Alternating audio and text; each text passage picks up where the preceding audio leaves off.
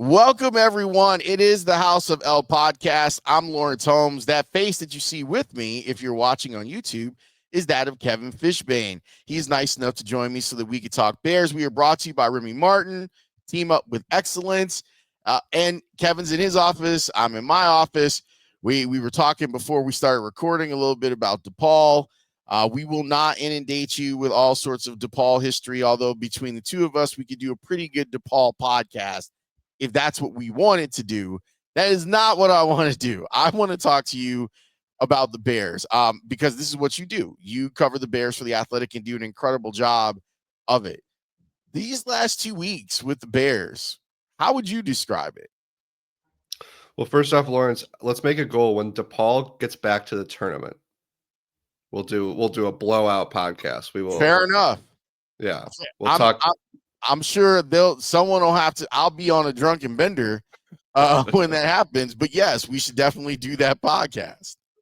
Webster Ave, like all those Lincoln Park bars, everything's gonna be just up in arms that day whenever it comes.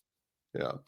The last, I think the Bears, it's given you you nod along and you go, that makes sense. This is smart. This is good. This is how you build a team. This is how you spend your money. This is how you spend your cap space. It's funny, Lawrence. I got a text. I'll put him on blast. I got a text from my uncle, and he's like, I feel like the Bears are just signing a bunch of guys who are older and not the players they were, or they're overpaying guys. And I said to him, I go, this is what free agency is. The Bears put themselves in this position that they needed 5 starters on their both lines, and they got 5 starters for their lines. And if you look at the guys they could have signed or could have traded for, and you compare them, so if you just made a big board of all the linemen who were available, and you could maybe hypothesize who you could trade it for, the Bears did just about as well as you could have asked with what they needed. And so I look at it like, let's say because of where they're at, maybe their ceiling out of 1 to 10 was like a 7. Like the best they could do was a 7 because you shouldn't need 5 starters. And out of 7, they probably did a 6. I think it was good. And I think it's okay to be happy about the moves and excited, and just remind yourself when you get skeptical that, like, what else were they going to do? Would you rather have them done nothing? Would you rather, I don't know, if Will Fries has a great year and Jonah Jackson doesn't, we can have that conversation, I guess. If Joe Thuney just starts to totally, fall apart and Mekhi Becton is crushing it in LA, sure, we can have that conversation then. But for right now, what you know about these players, what the Bears had at their disposal, I just sit there and be like, this makes sense. This totally makes sense is how you try to get this team to where they need to go. I'll get into the players in a little bit, but I feel like when I'm watching Ryan Poles now, I'm watching a rejuvenated Poles. Now, granted, when you go back to the day after Thanksgiving and that press conference, like that's hard, like to move on from your head coach. The end of year press conference, he looked like a beaten man. And now with this hiring of Ben Johnson and the additions that they've made, there's a spark back. And I think it's good. I'm glad that he is still being aggressive with the chances that he's taking, but it seems like that aggression is more informed now than what it was 6 months ago.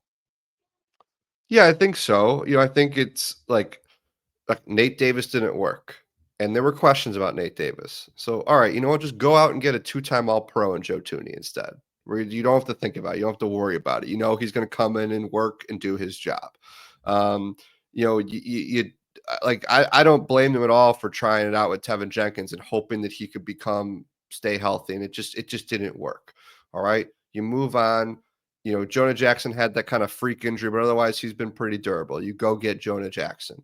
The center position, you decided not to go draft a guy last year. So I think that it's like, it goes back to this idea again that he had to go make moves to kind of make up for the moves that either didn't work or the ones he didn't make. And GMs do this all the time. I mean, you remember this, Lawrence? Like Ryan Pace one year, like Leonard Floyd didn't work. They declined his 5th-year option and they signed Robert Quinn. And Trey Burton didn't work. They moved on from Trey Burton. They signed Jimmy Graham. And it was just like this kind of, you're making up for these errors and spending a lot of money on guys who are at the way latter halves of their career. And you could argue that Joe Tooney and Grady Jarrett are a little bit in that category, but I think Sure. that they are, it's a little different. But I also come back to this, like how I feel like every time we talk about Ryan Poles, we also always mention, he was a former offensive lineman and his offensive line moves. Like I think the Braxton Jones draft pick could turn out to be one of his better picks if Braxton has a good year, assuming he's the starter. We still don't know. I think Darnell Wright's year 2 was not as good as we hoped, but I'm not giving up on him in the least. But there seemed to be kind of this smartest guy in the room with the way they were handling that position. Like signing Lucas Patrick and thinking they got this like secret Yeah, this Packers backup mole. who's gonna. Yes. Right, and they were so excited about that signing, and then the Ryan Bates trade last year. Now, injuries impacted those, and I get that, but they're just like now it's just like, you know what? We have the money. Just go buy these guys. And so to what you're talking about, that aggressiveness, I do feel like you're right. It's just got this extra thing. And I've made on the midday show, I talk a lot about 2018 over the last like month because I think the comparisons, they're easy, but I think they're like they're worth mentioning. Like Ryan Pace in 2018 had gone through years of just doing nothing at wide receiver, and like their wide receiver position was a mess. Or like Mitch Trubisky and Kendall Wright and Dontrell Inman and Marcus Wheaton, right? So Matt Nagy comes in, and what does Ryan Pace do? He goes out and he buys, he pays a ton of money for Allen Robinson. He pays a ton of money for Taylor Gabriel. He trades up for Anthony Miller. He spends a bunch of money on Trey Burton. Like, I have the cap space. Whatever I've been doing the past couple of years has not worked. Let's just get this done. And I think there's a lot of similarities in the way Ryan Poles just like attacked the lines over the past week to say what we've been doing hasn't gotten us to where we want to be. So we've got the money, and here are the guys we can go get, and let's fix this thing. Ben Johnson comes in, and I know that initially what's going to happen is the new coach is very different from the old coach. I know this. I'm doing it myself. He is different though, and in a very refreshing way.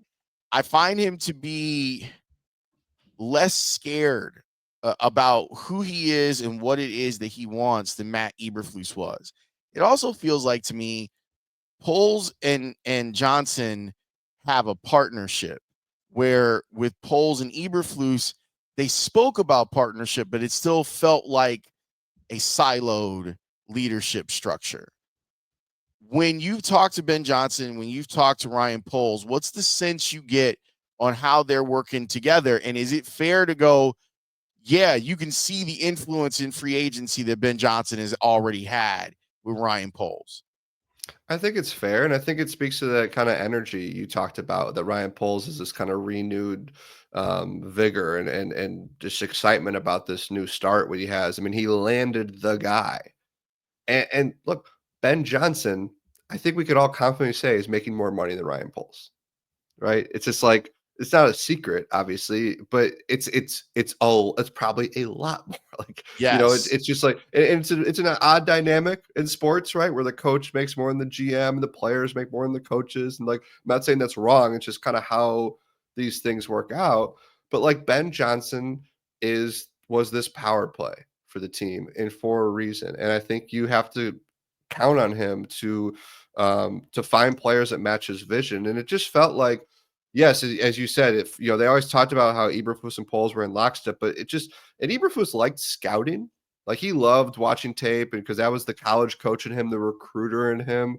But in the end, like this was just a guy who was a coach, and he was wanting to coach. And I think to kind of what you said about Ben Johnson, I think he just has a better grasp on all that comes as head coach. And have you kind of noticed this, Lawrence, that it's almost like Ben Johnson really wants to dispel this idea of the offensive guru.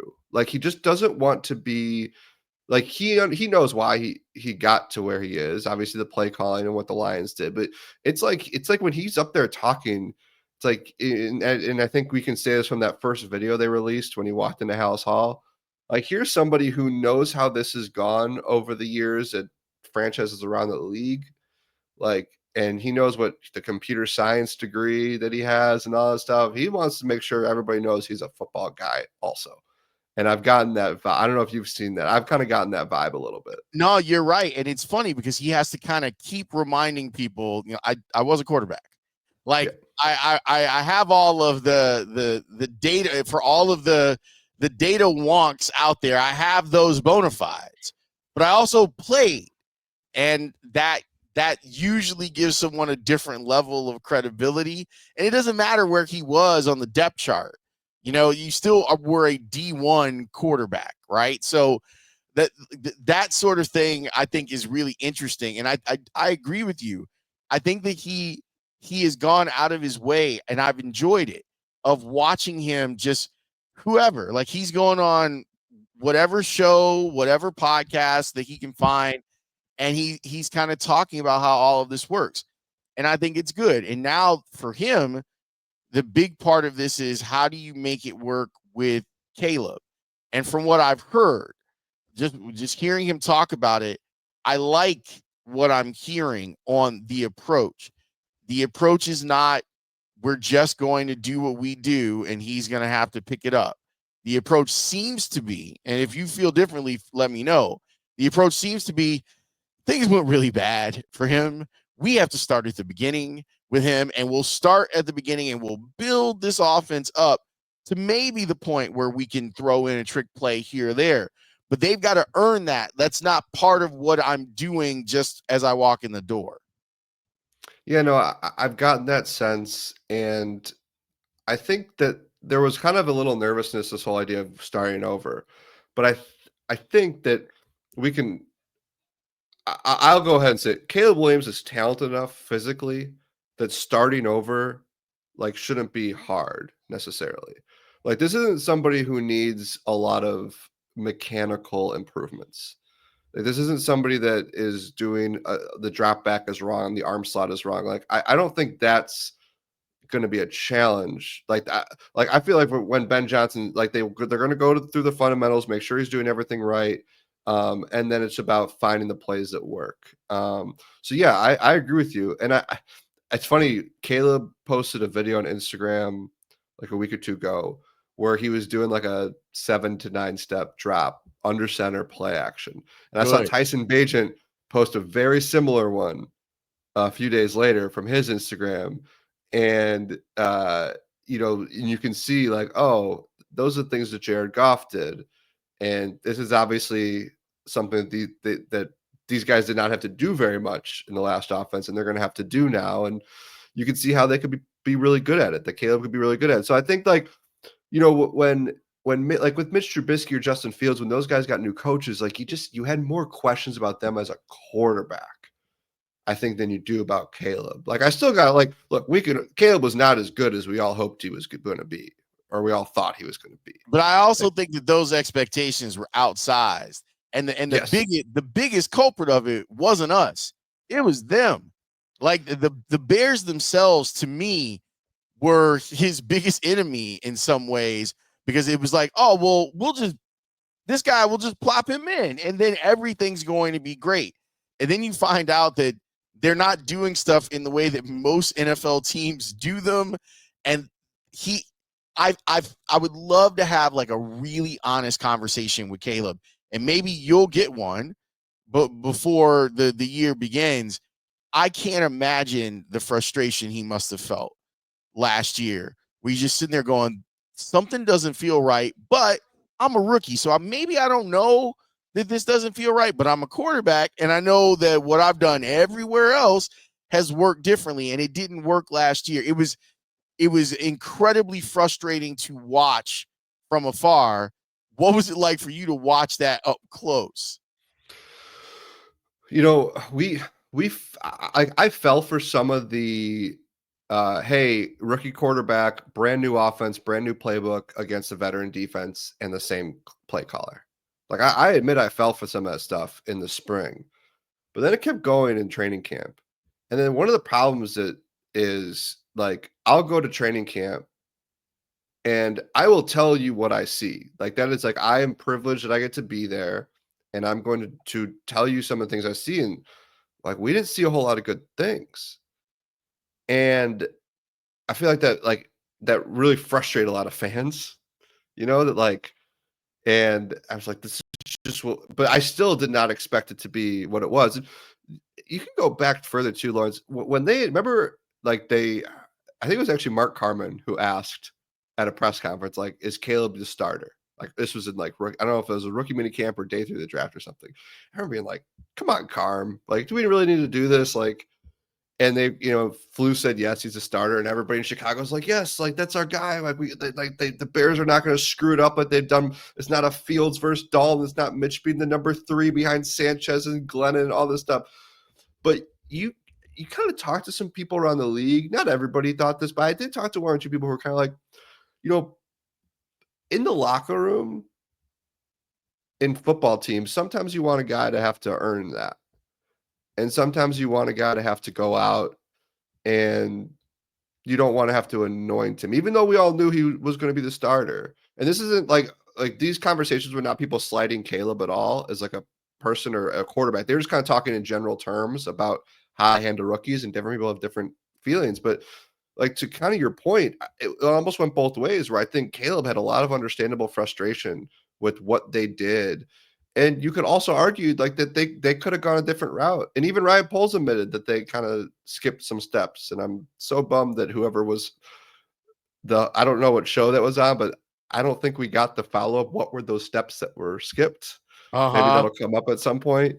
I don't know if he's going to divulge. I'm guessing he's not. It's a hard spot for a GM like that because he's not going to want to really just bust toss the head coach and the former head coach and former offensive coordinator months later. They want to move on. I get that, but there were they admitted there were steps that were skipped, and yeah. So to sit there, Lawrence, I talk a lot about the Arizona Cardinals game I was with there. people, and I walked out of there with Adam Johns and Mark Potash. We were walking over to dinner in the entertainment district, and I forgot, it might have been Johns who kind of was like, "Are we sure? Like, are we sure he's it?" And Potsy, has gone through a lot of this stuff. It's kind of like, I mean, look at what this like. How was it this bad? And this is before the Patriots game, right? That was the next week. And I said to them, I go, guys, this is not like the journalistic strategy here. This is not what I learned in college, but I can't do it. I'm in denial. I'm gonna go full. I can't do it again. I just can't. I see what you guys are seeing. I hear what you guys are hearing. I probably should be worried, but I'm so don't want to have to do this as a reporter again. I'm just gonna just say, nope, this is all the coach's fault, and he's gonna be just fine. And I still kind of believe he's gonna be just fine.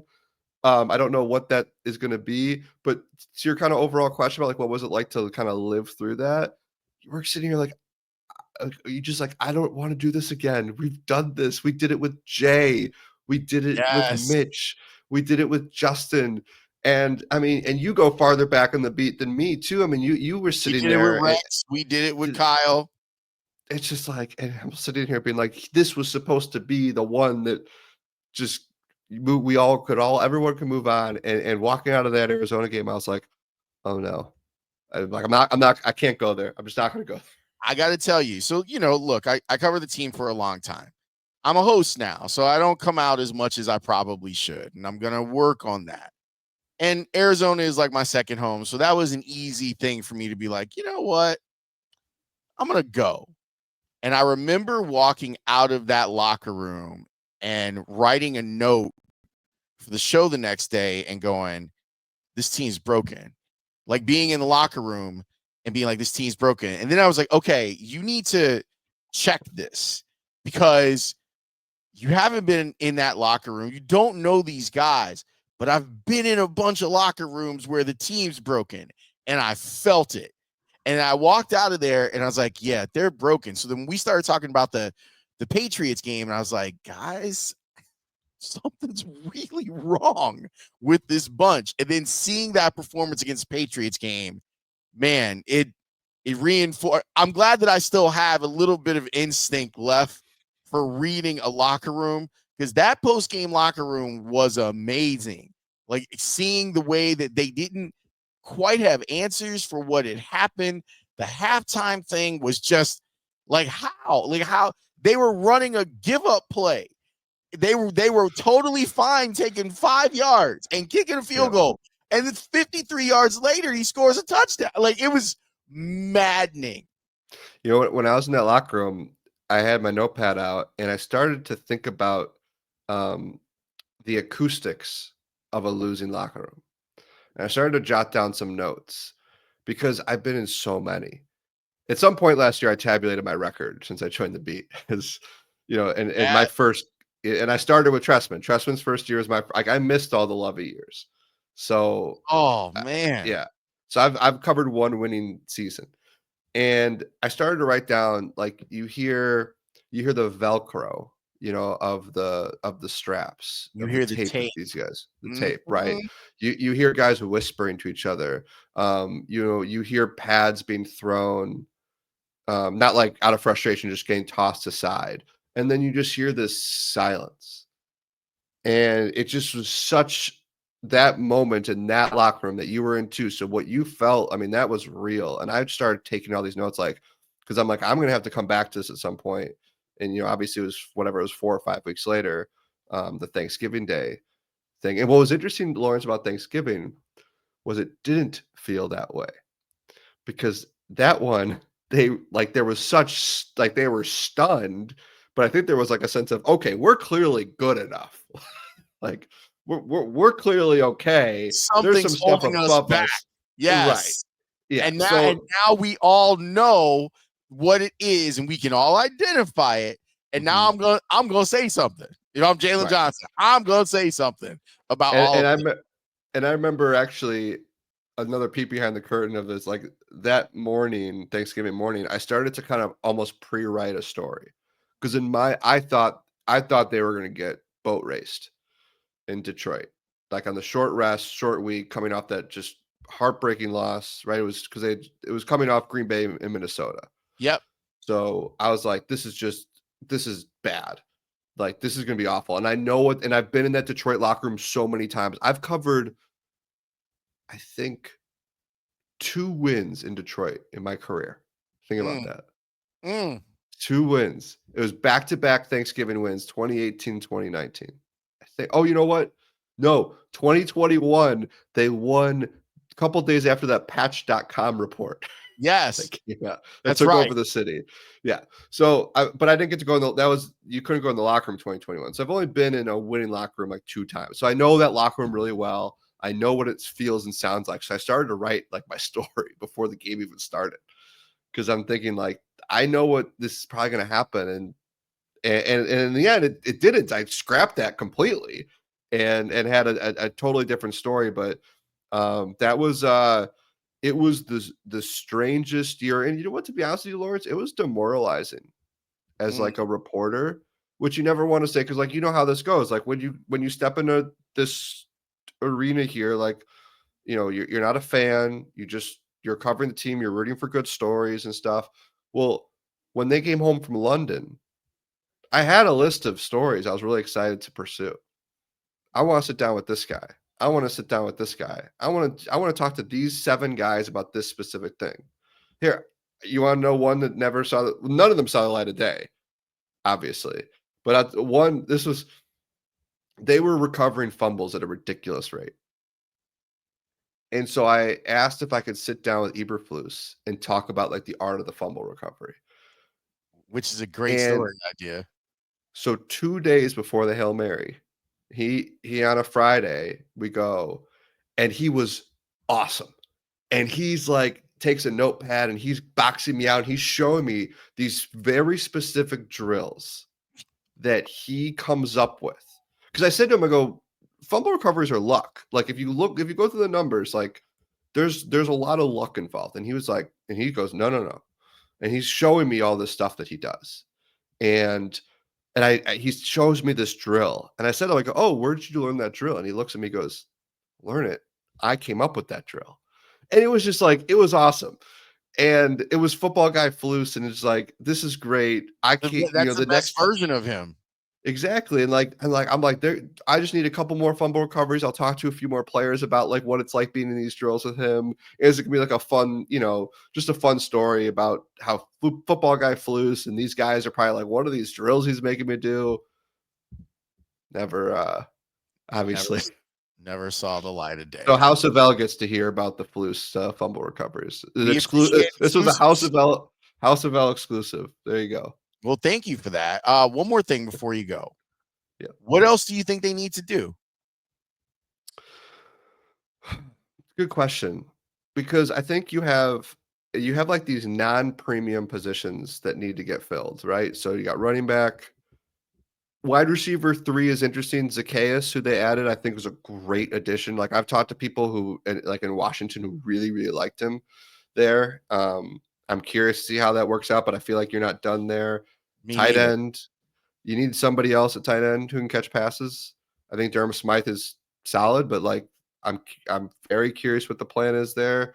And then you go to the other side of the ball, you need number 3 linebacker. And what do they think of Jaquan Brisker? Which is a loaded question. I admit that is a loaded question because the answer is you have no idea because it could just take one hit. Unfortunately, it's scary where he's at. But he's in the last year of his deal. Kevin Byers' the last year of his deal. That's another position I kind of have circled. So none of those, like all those are intriguing, but none of those are. And then left tackle, I guess, would be the other one. Like, where are you at? Like, where's Braxton Jones's recovery? How good does Ben Johnson feel about him? So in free agency, I still think you could probably fill a couple of those spots.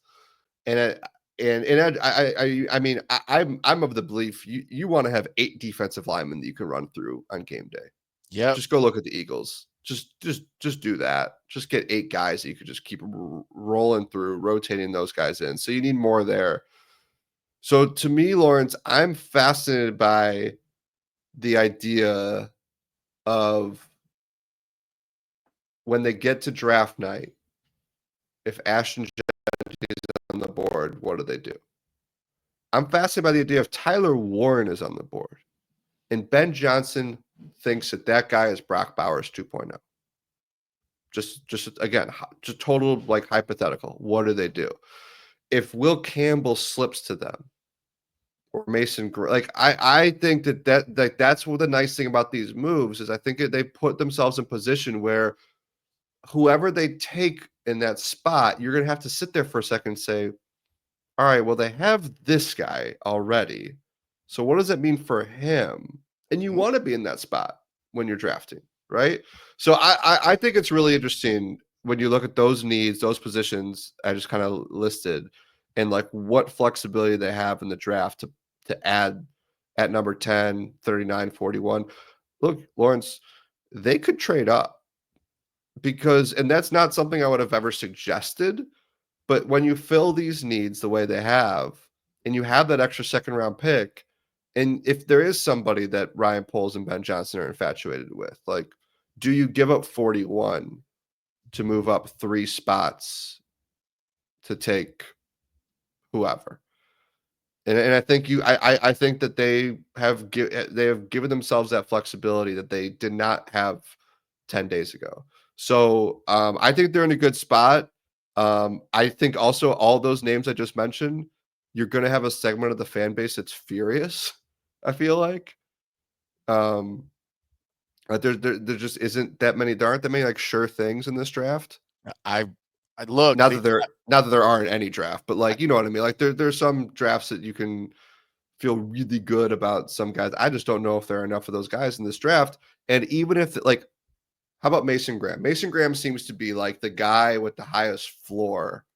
Okay. If they draft Mason Graham, that's a really good player, but you're kind of like, well, where's he get like, what's going to happen to Javon Dexter? You just gave Grady Jarrett all this money. Like what's the game plan here? 2014, when they took Kyle Fuller at 14. Now, we know now what a great draft pick that was.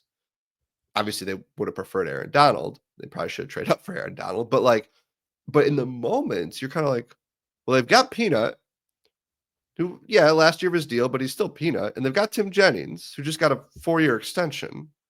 Kyle Fuller doesn't play the slot. So what do we? It was kind of like we can never have enough corners. He was the top guy on the board. And then week 2, Charles Tillman has the biceps injury and Kyle Fuller, and like the rest is history. But I wonder, like, again, it's a good problem to have, right? To be in that situation. So I don't know if they could get to that point where they're drafting a guy and you're like, well, where's he going to go? Or is it going to be the flip where they're going to draft Ashton Genty and he's going to be their starting running back? They're going to take Tyler Warren and suddenly you don't know what's going to happen to Cole Kmet. So I'm rambling here, but that the nice thing I think is they have so many different options they can go to. They don't have that one position like, oh my gosh, we have to draft X right now. My scenario that I've been painting for people is trade down and draft Malachi Starks. Okay. Because I'm as worried about Jaquan Brisker as anyone. And being that he was on the show for 2 years, it's a little bit more personal, but even from a football standpoint, you've got 2 safeties that are on 1-year deals. This guy can legitimately be a star at that position. He comes from a defense that's built with stars, that is a defense first team. But yeah, I think they've built in a lot of flexibility. And I think that's one of the great things that Ryan Poles has done with this offseason. It's been I don't want to call it redemptive just yet, because I want to see how the draft goes and obviously how the season goes, but it's on that road. And that's a good road to be in. Where can people read the work? Check it out at The Athletic. I'm sure we'll have my next mock draft is still a couple weeks away. Okay. So I get some time between Bears mock drafts. Good. But yeah, go to The Athletic. I'm on Twitter and Blue Sky. We've got owners meetings in 2 weeks, which will be Ben Johnson's first owners meetings. And Lawrence, I got to tell you something. We usually get George McCaskey and Kevin Warren at those owners meetings. And I'm very curious to see what the stadium conversations are in 2 weeks. I don't want to open up a brand new podcast here. You can save us for down the line, but just for listeners to think about, I want to put that date in people's minds that it's going to be, I'm not sure what date they're going to talk, but that first week of April, the owners meetings in Florida. I wonder, selfishly, it'd be nice to get some answers. You wonder if there'll be a date where the shovels are actually in the ground. And wouldn't that be nice? And I think that you might. I think that we have made the turn and we are coming down the stretch now. Yes, to and give that turn, a horse racing analogy. Yes, and I think that stretch is you're heading west. That's why I say horse racing. Yes. Sir, as always, I appreciate your time. Kevin Fishbain is great. Check out his work at The Athletic, and stay tuned. You should be following him on socials because he might have something for you soon. So that'll be a good thing when you see it and perhaps hear it. I will talk to you soon, sir. Thank you so much for this. Thank you.